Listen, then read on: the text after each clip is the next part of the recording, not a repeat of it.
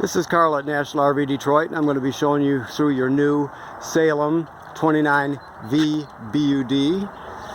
Okay, we're on the door side here, so we'll walk back to the rear. First of all, you've got stabilizers on each corner of the trailer, so there's 4 of them.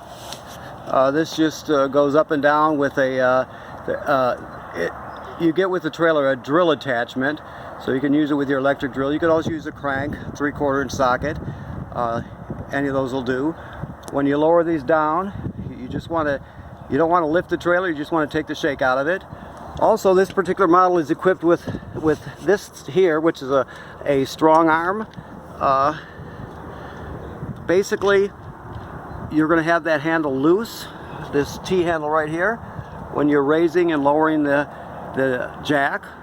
When the jack is all the way down and this strong arm is extended, you're just going to tighten this up to take the shake out of the trailer again. It'll take the forward and backward type of movement out of it. Otherwise, you'll keep that T handle loose. The only time you're going to tighten it is when you put the jacks down. Okay? You've got a power awning with an LED strip. Okay? This is the outside of your water heater here. This water heater works on gas or electric. You can see that this switch here in the lower left hand corner operates the heating element that's behind this cover. So that's how you would turn on the electricity for this one. To fire it up on gas, the switch is inside. This right here is the drain plug. You pull this out to drain it. Make sure you always vent it by putting that like that to vent the pressure out of it before you pull this plug so it doesn't come flying out of there, okay? All right. Let me close it up here. Okay, you have outside speakers. This is the vent for your range hood. It's got a baffle up in here that you just pull loose and push shut. So if you're gonna use the range hood over your stove, you're just going to pull out that baffle so it flaps freely. All other times you're just going to keep it closed. Okay. You've got power here. You have the furnace outlet that does get a bit hot, so keep that in mind. Some people like to put a mud dauber screen over it to act as an insulator. You have a spray port here with a quick connect on it. Okay. Let me open this up here for you. Here you have an outside refrigerator and a griddle. Okay.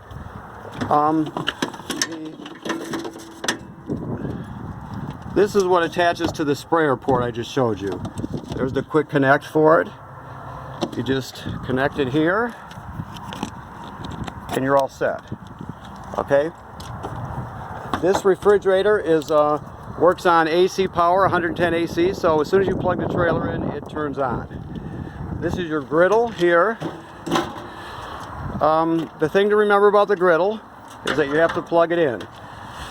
By plug it in, I mean plug in the gas hose, right? So here's the gas hose. Let's see if I can show you here. It's kind of difficult. Here it is right here. This is a quick connect here. So to connect it, you're going to pull this back, push it onto the male fitting, and then let it go, and it connects. You attach that right there. Okay?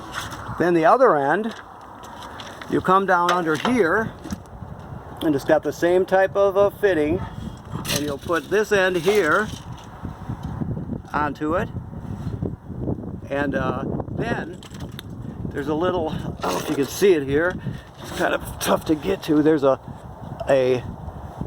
valve here. You turn this valve forward to turn the gas on.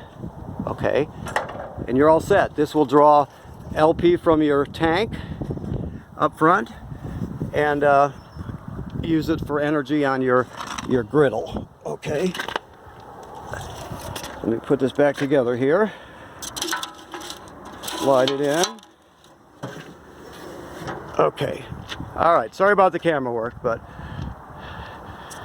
I got limited stuff here. I got a phone and that's it. So, okay, this is your pass-through storage. I mentioned you can take the jacks up and down with this attachment that goes on a drill. This is it right here, 3/4 inch. Okay. This one here is for your power tongue jack. In case it fails, you can, let me walk over here to your power tongue jack. You can pull this cap and that crank fits right down in there. I don't know if you can see it, I don't know if the lighting's good. But you can actually crank this manually in case it fails. That's what where I'm going with this. There's another piece in here which you're going to have to read up on. That's the piece that's on the top here. That has to do with bringing your awning in and out in case it fails. It's something you really have to look at the video or read the little instructions that come with it. That way you can you'll be able to do it. You sort of have to read it while you're doing it. Okay. The thing is the awnings are very, very reliable. You rarely have trouble with them. But just in case, there is a way to get it in, so you don't have to drive home with your awning out. Okay. All right. This is for a solar battery charger if you choose to get one. It's just a solar panel. This one's made by Furrion, and you would buy the panel and it would plug in right here. That's an option. Okay. You have two 20-pound tanks. Okay. This is an automatic changeover LP regulator here. So what's going to happen is the trailer is going to draw from this door side tank first, and then when it's empty, it'll automatically switch over and drain the off door side tank. So you'll be able to hear which one is drawing from, but when you hear drawing from this one over here, the off door side tank, you'll know it's time to fill this one. Okay. You get a deep cycle marine battery here. Okay. And this is the kill switch for the battery right here. You just shut it off that way, turn it on that way. The reason you would want to do that is because even if you shut all the lights off and everything electrical inside, the carbon monoxide and LP gas detector are still hardwired to the battery. So when you put it in storage, it'll still draw energy. So if you put it in storage and turn the kill switch off, then you won't have that issue. All other times you're going to leave the kill switch on. Never shut it off when you're camping or pulling it or anything like that, because your tow vehicle will charge the battery. Your power converter inside, as long as you're plugged in, will charge the battery, so you need it on, except when it's in storage. Okay. This is your power tongue jack. Okay. We'll show you more about that when you learn how to hitch it up when you come in. Now you'll have a hitch for this, and it's a centerline Husky, or a Husky centerline hitch. We're going to show you how it operates, but you can always go onto their website, and they have really good videos also, so you can refresh your memory in case you need to. Okay. All right. So this is where you dump the trailer. Okay, I'll push all these valves in so they're closed. Okay, so right now all these valves, if you can see them here, are closed. This is black one with the larger valve with the black handle is for the black tank. The black tank holds toilet, water, and waste. Okay, the gray, you have two different gray tanks on this one. This one here does sink and shower water, right? This one here goes to the back, and it does it's sometimes referred to as a galley tank, but it's a gray tank that's for your sink, and so you'll have actually two gray tanks on this one. Sometimes they refer to the second one as a galley tank, but it's still a gray tank. Okay, so what you'll do is you'll hook your hose onto here that you get with the trailer. It goes into the dump station. Then you're going to pull the black valve first, like this, and it'll whoosh dump the black tank. Then you're going to dump the gray tanks second. The reason you do that is because the gray water is dirty water, but it's a lot cleaner than the black tank water. So you're just using the gray water to clean out your hose a little bit. Okay, so it's a good thing to always do the gray second. Then you're going to leave your black valve open, and I'm going to walk down here for a second. Okay, around to the back.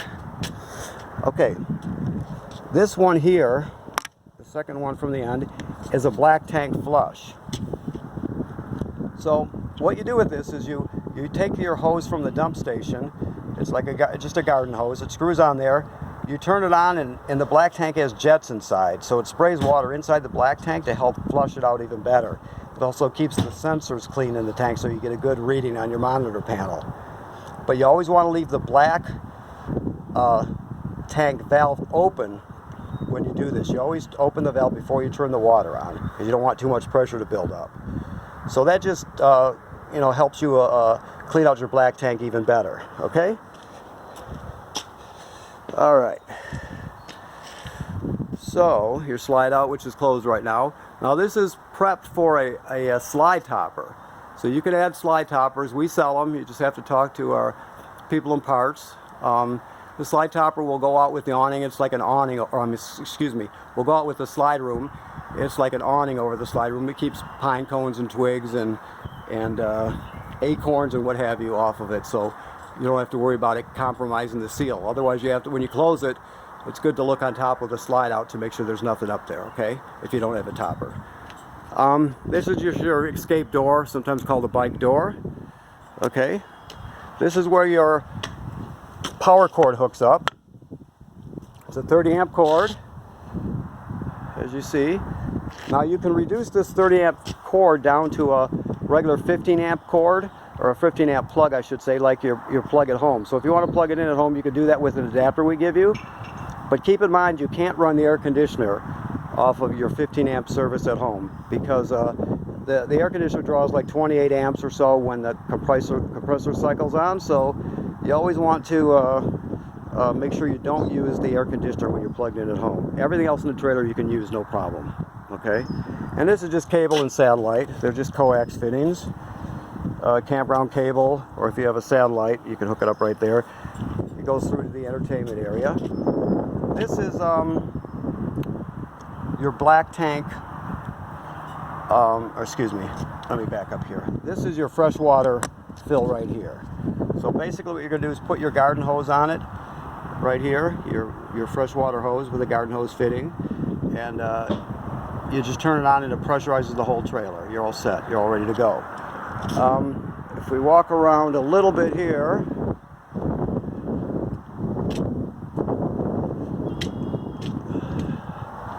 this is your freshwater tank fill here.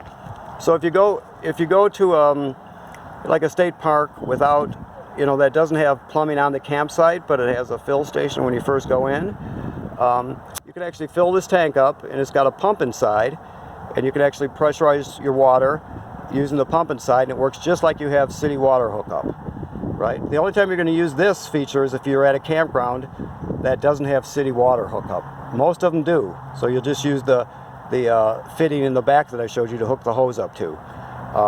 But in the instances when you don't have that, like an older state park, or if you're out in a state forest campground, you can actually fill up the onboard tank and use that as a water source, okay? They're totally separate of each other. If you use one, you don't have to even think about the other. So I hope I explained that all right. Okay. You can see there's a housing for a backup camera. This is pre-wired for a backup camera. We do sell them here. You can talk to our parts people about it if you're interested. If you get one, it has to fit into that housing because it's designed for a specific camera made by Furrion. The idea is if you put it in, you can put your trailer, if you turn the running lights on, you can see behind you, you can back up, or you can leave it on when you're driving down the road, whatever. Also, while we're looking up, one thing you have to remember, this is very, very important, you have to inspect your roof. Figure when you are de-winterizing the trailer in the springtime, you're going to go up there and look around and check the seals, make sure that they're all nice and tight, no cracks. If you find any, you get them taken care of. Either bring it in and have it done, or educate yourself and do it yourself. Whichever you choose, you still have to inspect it, and when you do see cracks develop, which will happen eventually, it could be years from now, you don't know, that's why you inspect it. You have to get it taken care of, right? I said, you know, you check it in the springtime, then you're going to check it in the fall when you winterize, and also in the middle of the summer go up there. You can walk on the roof no problem, but you have to inspect your roof. That's very important. Like I said, odds are you won't have to do anything to it. Eventually, some years, sometime you're going to.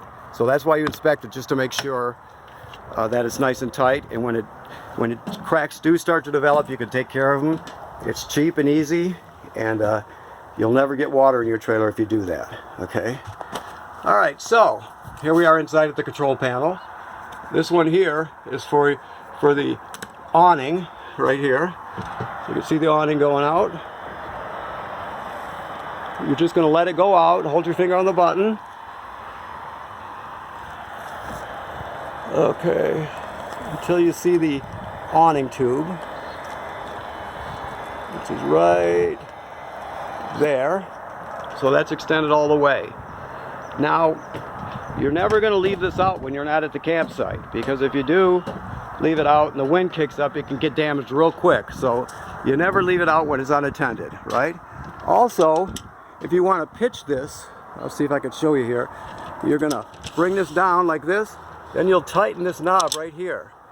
And you can see it pitches to this side. You always loosen it, keep it loose, about that loose, when you're bringing the awning in and out. But you can pitch it by pulling the awning down and tightening that knob there. There's one on this side also. Also, you've got LED light strip here. I operated that from the panel here. And that one operates the slide out there, the slide out light. So you do have a LED strip on it. Okay. This is also where you send the slide out. So you push slide out, and here it goes. This particular slide out comes in above the floor, but when it goes out, it'll drop into place. So that's what you want. You just make sure there's nothing in the way when you're bringing it in or out. And you'll hold your finger here on the button until you hear the ratcheting sound, which is what you want to hear coming in and out. Here we go. Right there. So that's all the way out. It ratchets like that so you don't overextend it or over retract it. Okay? And one more thing. I mentioned the water pump, the water heater. You can, if you have water in the tank and you have no city water, you can just turn on the pump here. If you want to light the water heater on gas, you do that. Just always make sure there's water in the tank before you turn it on, gas or electric, okay? To check your levels, your battery's charged, although you always want to check it when you're not plugged in. The next one is your fresh water. It's empty. You can see as it fills, it graduates up in 1/3 increments till it's full. Your black tank is next, which is empty. Once you get past 2/3, you got to start thinking about dumping it. Your gray tank number 1 is empty, and the gray tank number 2, which is a galley tank, is empty. So, like I said, they graduate in 1/3 increments as it fills. Okay? All right. You have a fireplace that is also a space heater. There's a remote for it here. Okay, so let me focus in on the display here. You turn it on with the remote. See right there an H showed up, which means the fan is on high. So if you change it, there's high, off, low, high, off. That's just the fan going on and off. So I'll put it back to high where it was. You can also change, it's got a thermostat in there, so it graduates up in 5-degree increments and back down. So you can set the temperature that way. Also, you can adjust the light. It's got different colors, as you can see. Alright. And it has a timer also, so you can set it to turn on and shut off when you want it to. Okay? And that one, shut it off. Alright. Then you have the sound bar. Okay, so it has a remote. I'll just use the buttons on it to show you. Now you can wire this, your TV set through this basically. It's a sound bar. You can go directly into the front of it if you wanted to. That's an HDMI in. But if you pull off these corners, there's mounting screws. You can pull this out, and you could actually, by going through here with the cables and through here, you could actually patch it from the back permanently, right? This you can use, for example, this HDMI in. If you have like a small game machine with a Blu-ray player built in, you could go straight into it that way, and you can play games on a rainy day or Blu-rays. You can stream off this USB if you want to. You can put 20 albums or whatever onto a stick and just take your music with you. It has Bluetooth, so you can hook up wirelessly from your phone or your tablet and play your music. There's 2 zones for speakers. Zone 1 is inside. Zone 2 is outside. You can switch them on or off or keep both of them on. So you can play music outside or inside. And it has a normal radio function that you would expect on a radio. One last thing over here. This is telling you that this is pre-wired for a Wi-Fi booster. Basically, there's another panel up on the roof for the antenna. If you choose to get it, we also sell these. If you want to look at them, you can go to kingconnect.com and look at the setups for pre-wired trailers. Basically, there's an antenna that goes on the roof, and a router would go right here on this shelf, in this little cubby here. And basically, it boosts your signal from the campground or free Wi-Fi, and then you would hook your phone or tablets up to the router, like you do in your house, basically. And so the only thing you would have to do is hook your router to the free Wi-Fi. You'll do that by going to the web page for your router. It's very simple. But you can learn more about that if you're interested, okay? Let's see here. This couch jackknifes flat into a bed. I'll do that right here. You grab it under here and go flat with it, like so. Excuse me. You can remove this here. Also, you can take these 2 poles out. Let me give it time for the lighting to adjust. You can pull those 2 poles loose and stow them under here, and then drop the table down onto these cleats here, and use the cushions to fill in the space, and you got another bed there, okay? And then, of course, you have your bunk room. The only thing you really have to remember about this is, here, let me get a light here. All the lights will have a button in the middle, by the way. So, let me get another one here. Okay. Last bunk down, first bunk up. First bunk down, last bunk up. You just have to remember that order. Okay, so you got the 2 bunks here. Then you could also convert this couch to another bed. It's actually a large one, by going into this position, and then that mattress is folded in half. You would just lay it down onto here, and you got a full-size, well, it's a large bed anyway for a trailer. I don't know exactly what to call it. They have their own measurements, and every company, let's say some people will say, well, is it a queen size? Well, it depends on who you're listening to, because there's no set number for it that I've ever been able to discover. Different companies call a different thing a queen. There's no set measurements for it in a trailer. Okay, this is your power converter here. What this does is it converts AC power down to DC power. So you start with 115, 110, excuse me. Yeah, so you start with 110 AC, and you can see that there's regular household circuit breakers here, and they're all labeled. Some things have to run on AC power, like the air conditioner or the microwave. But what it does, it converts the rest of the power down to 12 volts DC over here, which is the same as a battery. And you can see those are all labeled too. You got regular automotive type fuses there. Basically in a trailer, everything that can run on 12 volts DC does, right? So it's got a list of everything that runs on 12 volts. Also, if any of these fuses blow, they'll actually light up, and you can see them glowing through this plastic here. So you actually know that. Another thing to keep in mind is that this is a battery tender, so it'll sense how much energy your battery has up front, and if it's charged, it'll just trickle a couple amps. If it's lower, it'll send 10 amps or whatever it needs to keep it charged, as long as you're plugged in, okay? But this is the converter, and it converts AC power down to DC power. 110 AC to 12 volt DC, okay? All right. Okay. You have a pantry, obviously. Now, I left this panel off for you. Generally, this panel is in place down here, right? But I want to show you how to bypass the water heater. So right now, it's in bypass mode. When the, let me get down here for a second. When the valve handles are parallel with the line, that's the line that's open. So right now, you can see that this line here is open. This one right here. This is called a bypass line, right?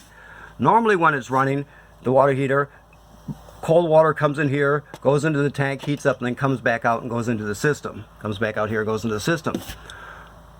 Right now it's bypassed, so the water does not go into the water heater, it loops around. The reason you do that is because you can't get antifreeze into the water heater when you're winterizing, because it leaves a really foul taste and a bad smell. So anytime you're winterizing with antifreeze, or it has antifreeze in the system, it's going to be in this bypass mode right here. Okay? Right now I've de-winterized it. There's no antifreeze in the system. So I'm going to put it into camping mode, which is like this. So I've changed the position, so now the water will go into the tank and come out.